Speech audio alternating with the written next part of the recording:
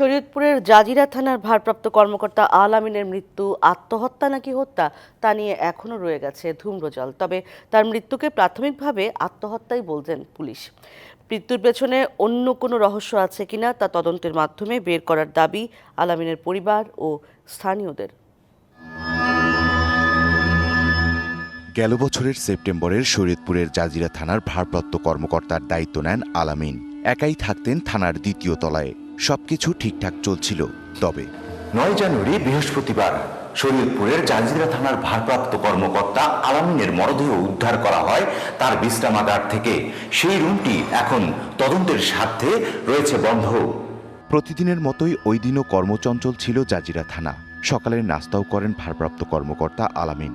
দীর্ঘ সময় পার হলেও বিশ্রামাগার থেকে অফিস কক্ষে না আসায় কিছু ফাইল নিয়ে উপরে যান থানার পরিদর্শক আব্দুস সালাম। রুমে প্রবেশ করেই দেখেন জানালার সাথে ফাঁস দিয়ে ঝুলে আছে ওসির নিথর দেহ।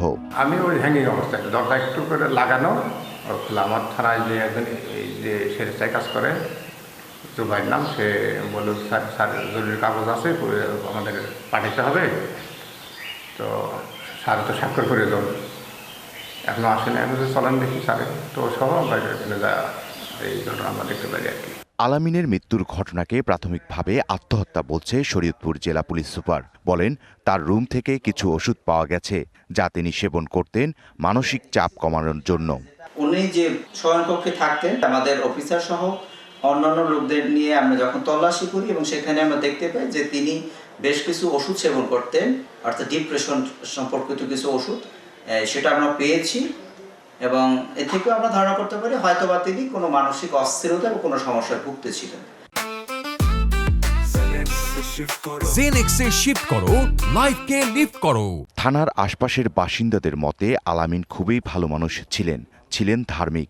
আত্মহত্যা করবেন তা মানতে নারাজ তারা। তদন্তের মাধ্যমে প্রকৃত ঘটনা তুলে আনার দাবিও তাদের। যে মানুষ পাঁচখানা নামাজ পড়ে, পাঁচ ওয়াক্ত নামাজ পড়তো, বাহ্যিক দৃষ্টিতে যতদূর দেখছি আমরা তাকে স্বাভাবিকই দেখতাম, বাট এই ধরনের একটা বিষয় যে ঘটবে এটা আসলে অনাকাঙ্ক্ষিত। তবে আমরা চাই এর সুষ্ঠু তদন্ত হোক। আল আমিনের পরিবারও তার মৃত্যুকে আত্মহত্যা বলতে নারাজ। চেয়ার উপরে পা রাখা ছিল তার, যদি ওরকম না থাকতো, যদি ফ্যানের সাথে ঝুলে থাকতো, সেক্ষেত্রে হয়তো আমাদের মনটা একরকম চিন্তা থাকতো। যদি সেটা দুর্ঘটনা হয়, তার দ্বারা হয়ে থাকে, তাহলে আমাদের কোনো দাবি নেই। মানে এর বাইরে কোনো কিছু থাকে সেটা যেন তদন্তের মাধ্যমে প্রমাণিত হয় এবং দোষী ব্যক্তিদের যেন যথাযথ শাস্তি হয়। আমরা জাজিরা থানার ভারপ্রাপ্ত কর্মকর্তা আল আমিনের মৃত্যুর ঘটনায় গঠন করা হয়েছে 3 সদস্যের তদন্ত কমিটি। আলামত সংগ্রহ করে পাঠানো হয়েছে সিআইডির ফরেন্সিকে এবং এসব তদন্তের প্রতিবেদন ও ময়নাতদন্ত রিপোর্ট না আসা পর্যন্ত অপেক্ষা করতে হবে এটি আত্মহত্যা নাকি হত্যাকাণ্ড। ইকবাল অনিক, ডিবিসি নিউজ, জাজিরা থানা, শরীয়তপুর।